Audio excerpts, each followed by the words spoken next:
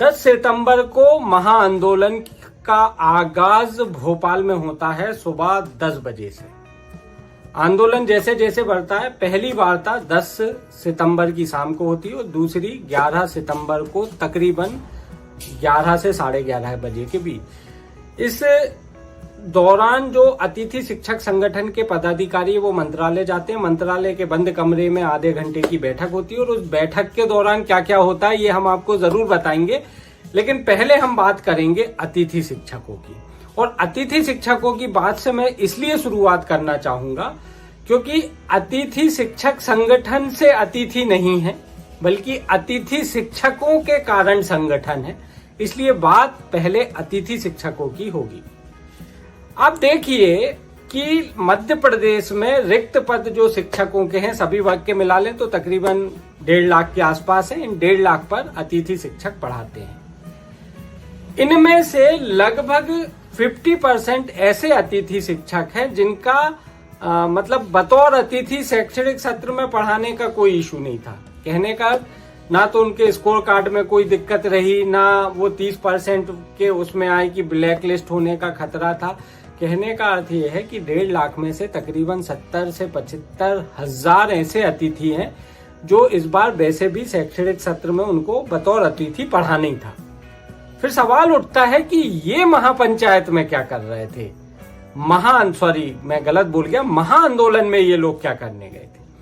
दरअसल जब महाआंदोलन की डेट और सोशल मीडिया पर जब इसका डिजिटल तरीके से प्रचार किया जा रहा था तो बार बार एक शब्द बहुत ताकत से लिया जा रहा था और वो था महापंचायत की घोषणा। महापंचायत की घोषणा अतिथि को अतिथि रखने के लिए नहीं थी, बल्कि महापंचायत की घोषणा अतिथि के नियमितीकरण के संबंध में थी।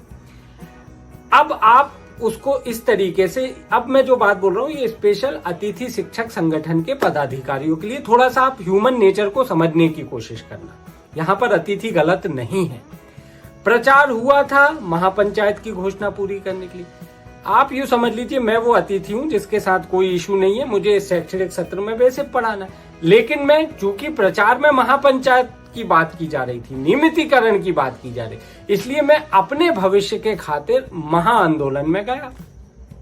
वहां पर खड़ा रहा, बारिश में डटा रहा, जो भी तमाम बातें हुई। उसके बाद जब दूसरी वार्ता के बाद आंदोलन से पीछे हटने का मामला आया, उसमें महापंचायत का मां भी शामिल नहीं था। तो आप बतौर पदाधिकारी से हटके एक बात सोचिए कि उन 50% अतिथियों का सोच के देखिए कि वो तो महापंचायत की घोषणा के लिए गए थे ना बॉस। अब उसमें महापंचायत पे बात नहीं हुई तो उनको बुरा लगना स्वाभाविक है, ये ह्यूमन नेचर है। मैं जिस काम से गया था, मैं जिन उद्देश्यों को लेके गया था, उन पे जब चर्चा नहीं होगी तो मुझे दुख होगा, मुझे बुरा लगेगा और इससे बढ़ के मुझे तो यही लगेगा कि मुझे ठगा गया, छला गया और मुझे भीड़ जुटाने का एक माध्यम बनाया गया। ये ह्यूमन नेचर, इसमें गलत नहीं है, क्योंकि मैं तो कुछ और ही सोच के गया था ना। मैं तो वैसे भी अतिथि हूं, मुझे तो वैसे भी पढ़ाना था। कौन सा मेरा 30% से रिजल्ट कम रहा, कौन सा मेरा स्कोर कार्ड। मैं वहां गया था अपने भविष्य के खातिर, मैं गया था नियमितीकरण के लिए, मैं गया था विभागीय परीक्षा के माध्यम से जो मेरा भविष्य सिक्योर हो सकता था उसके लिए, लेकिन उस पर चर्चा नहीं हुई और इसीलिए अतिथियों का अपना एक गुस्सा जायज है। लेकिन अभी यदि आप वीडियो देखना बंद कर रहे हैं तो अभी बिल्कुल बंद मत करिए, मेरी बात आगे भी है और इसे कंप्लीट होने दीजिए, तब ये पूरा एक सिनेरियो समझ में आएगा। अब हम बात करते हैं अतिथि शिक्षक संगठन के पदाधिकारियों की। बिल्कुल सही है, अतिथि शिक्षकों का अपना मानना समझना बिल्कुल सही है, इसमें कुछ भी गलत नहीं है। लेकिन अब आप उन पदाधिकारियों की भी एक बार स्थिति समझ लीजिए। बिल्कुल ये सही है कि महाआंदोलन के प्रचार के समय महापंचायत की घोषणा की बात की। बात शुरू करते हैं व्यवहारिकता से। महाआंदोलन में कई अतिथि ऐसे थे जो पड़ोस के व्यक्ति से पैसा उधार लेकर आए थे। क्या अतिथि शिक्षक संगठन उस महाआंदोलन को 5 दिन 10 दिन यदि चलाता तो उसमें जो अर्थ खर्च होता, उसमें जो पैसा खर्च होता, उसमें जो व्यवस्थाएं लगती, वो कहां से आती। अतिथि तो वैसे ही बेरोजगार है, 10 महीने का उनका कार्यकाल होता है, उसमें 3 महीने की सैलरी नहीं मिलती। इस बार तो अतिथियों की ज्वाइनिंग अभी तक नहीं हुई, पैसा किसी के जेब में था नहीं। मान लीजिए कि अतिथि शिक्षक संगठन के पदाधिकारी उस आंदोलन को और 2, 5, 6, 7, 8 दिन बढ़ा लेते, खाने की व्यवस्था कहाँ से होती, रहने की व्यवस्था कहाँ से होती, महिला जो हमारी महिला साथी थी अतिथि शिक्षक की, उनकी सुरक्षा सुनिश्चित कैसे होती। इन सबके लिए पैसा चाहिए, इन सबके लिए अर्थ चाहिए था। वो अर्थ कैसे आता, कहाँ से आता? अतिथि के पास तो वैसे भी पैसा नहीं था। तो अतिथि शिक्षक संगठन ने जो कदम पीछे खींचे, उसका सबसे बड़ा मुख्य कारण तो मैं ये मानता हूं। अब हम आ जाते हैं दूसरी बात पे। मंत्रालय में एक्चुअल में हुआ क्या, वो मैं आपको बताता हूँ। मेरी कुछ पदाधिकारियों से बात हुई। आप बात को समझिए, जब आप भीड़ में होते हैं तब आप जिस तरीके का व्यवहार करते हैं, आपके अंदर एक कॉन्फिडेंस होता है। हमारे बड़े बुजुर्ग भी कह गए, यदि आपके पीछे कोई व्यक्ति खड़ा है तो भले ही सपोर्ट ना करे, लेकिन आपको लगता नहीं यार ये मेरे पीछे है, तो बातें फिर उस तरीके से होती है। अतिथि शिक्षक संगठन के पदाधिकारी जब तक आंदोलन में ठीक थे, 5 लोगों को 50 पुलिस वाले मंत्रालय में लेकर गए। जो मैं तो वहां था नहीं, जो पदाधिकारियों से मैंने सुना, मैं बस आपको वो चित्रण करके कुछ चीजें समझाना चाह रहा हूं। अतिथि शिक्षकों को 5-6 पदाधिकारी, उनको घेरे हुए 50 पुलिस वाले। आप उस मनोस्थिति की कल्पना कीजिए। वो अतिथियों के बीच में नहीं थे, वो पूरे एक शासन की जो व्यवस्था थी उसके अंदर जा चुके थे, जहां अधिकारियों की संख्या बहुत ज्यादा थी। जब वो मंत्रालय के कक्ष में जाते हैं तो विभागीय मंत्री और उनके बीच में भी काफी दूरी रखी जाती है, काफी डिस्टेंस में वो लोग बैठते। एक इस प्रकार का पूरा एक माहौल क्रिएट होता है उस महाआंदोलन के जगह से लेके मंत्रालय जाने तक और मंत्रालय के कमरे तक, कि उसका एक मनोस्थिति पर, एक मानसिक स्थिति पर असर पड़ता है। जब आप अकेले होंगे और आपके विरोध में यदि 100 लोग आपके सामने खड़े होंगे, तो हो सकता है एक आध कोई बिल्ला होगा जो उसके बाद भी अपनी दम से वो बात कर पाए। लेकिन देखो बॉस, ये सब किताबी बातें हैं। साइकोलॉजिकल बात तो यही है और एक ह्यूमन नेचर तो यही है कि जब आपके सामने 100 विरोधी खड़े हैं और आप अकेले हो, तो ठीक है आप अपनी बात रखोगे, लेकिन आपकी आवाज डाउन हो जाएगी। यही हुआ अतिथि शिक्षक संगठन के पदाधिकारियों के साथ। 100 पुलिस वाले घेरे हुए हैं, एसपी के रैंक के हैं, तमाम रैंक के अधिकारी हैं, पूरा ऐसा माहौल कर दिया। बेचार कैसे बोले, फिर भी उन्होंने बात रखी। ऐसा नहीं कि उन्होंने नहीं रखी, लेकिन यदि वहां से उन्होंने कह दिया कि भाई महापंचायत को भूल जाओ, नए सिरे से बात करो, क्या करते वो, कैसे अड़ते? और चलो अड़ भी जाते, नहीं हम तो महापंचायत की बात करें, वापस आ जाते। पैसा था महाआंदोलन को आगे बढ़ाने का, पैसा था, वो तमाम व्यवस्था, हजारों लोगों के लिए भोजन कहां से आता, बारिश का मौसम था, छत कहां से मिलती, सुरक्षा की गारंटी कौन लेता?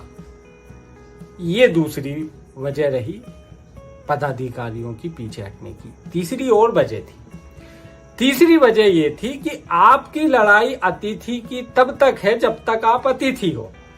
ठीक है, वो 50% तो जो लोग हैं, जो जिनके साथ ना 30% का कोई बैरियर है ना कोई और चीज है, वो तो मान गए बॉस की, वो तो वैसे भी अतिथि थे। उनको छोड़ के मैं बोल रहा हूं, जिन अतिथियों की महाआंदोलन तक ज्वाइनिंग नहीं हो पाई, मान लीजिए पदाधिकारियों के हट के कारण यदि वो अतिथि ही ना रह पाते, तो फिर लड़ाई किसकी करते आप? आपकी लड़ाई तब तक अतिथि की लड़ाई है जब तक आप अतिथि हो। जिस दिन आप इस अतिथि व्यवस्था से बाहर निकल गए, फिर आप अतिथि की लड़ाई कैसे लड़ेंगे? ये तीसरी वजह थी पदाधिकारियों के पीछे हटने की। और यही कारण है कि महापंचायत से इतर तात्कालिक समस्याओं के समाधान पर बात हुई और आंदोलन को पीछे लिया। मैं यहाँ ना तो अतिथि शिक्षकों को और ना ही अतिथि शिक्षक संगठन के पदाधिकारियों को गलत मानता हूँ। दोनों ही अपनी अपनी जगह सही है और 100% सही है। समय ऐसा था कि वहां पर परिस्थिति ऐसी बनी। अब मतभेद का आप ये देखिए कि जो ग्रुप में मैसेजेस चले, उसके बाद एक मैसेज तो मैंने ये भी पढ़ा कि एक पदाधिकारी ने ये कहा कि मैंने तो 12 सितंबर से साहब अतिथियों की बात करना बंद कर दी। मुझे ये लगता है, और बहुत तसल्ली और जिम्मेदारी से मैं ये बोल रहा हूं, कि मैं अतिथि नहीं हूं। यहां से बैठ के ज्ञान देना बहुत आसान होता है, मैं भी दे ही रहा हूं एक तरीके से हकीकत में। लेकिन मेरा ये कहना है, अतिथि शिक्षक संगठन के पदाधिकारी और अतिथि शिक्षक आपस में समन्वय बनाए। गलत आप दोनों ही नहीं हो, कुछ चूक हुई, मैं उस पर थोड़ा सा बात करना चाहूंगा, बस 1 मिनट और यहाँ पर अपना बात रखूंगा मैं। चूक क्या हुई? पहली चूक ये हुई कि जब हम महापंचायत का प्रचार कर रहे थे, जब हम किसी आंदोलन में जाते हैं तो हमारे पास plan A, B and C होना चाहिए कि यार महापंचायत की घोषणा की हमने बात रखी और नहीं मानी तो हम ये करेंगे। अच्छा, इसमें भी नहीं माने तो हम ये करेंगे। और ये पूरे जो प्लान थे ABC, ये सभी जिला पदाधिकारियों तक पहुंचते और जिला पदाधिकारियों का दायित्व ये था कि वो अतिथि शिक्षकों के बीच ये सर्कुलेट कर देते कि भैया मांग तो महापंचायत की जाए, लेकिन यदि नहीं हुआ तो हम क्या करें। तो ये प्लान बी में बहुत चीजें हो सकती थी कि भैया यदि महापंचायत पे नहीं माने तो 3 दिन रुकना पड़ेगा, क्या सब रुक जाएंगे? चलो रुक जाएंगे तो 3 दिन तक, और 3 दिन के बाद रुक पाएंगे तो उन्होंने कहा भाई नहीं रुक पाएंगे, पैसे की व्यवस्था नहीं है, ठीक है। तो तीसरे दिन क्या हम प्लान बी पे इतनी मांगों पे बात करें?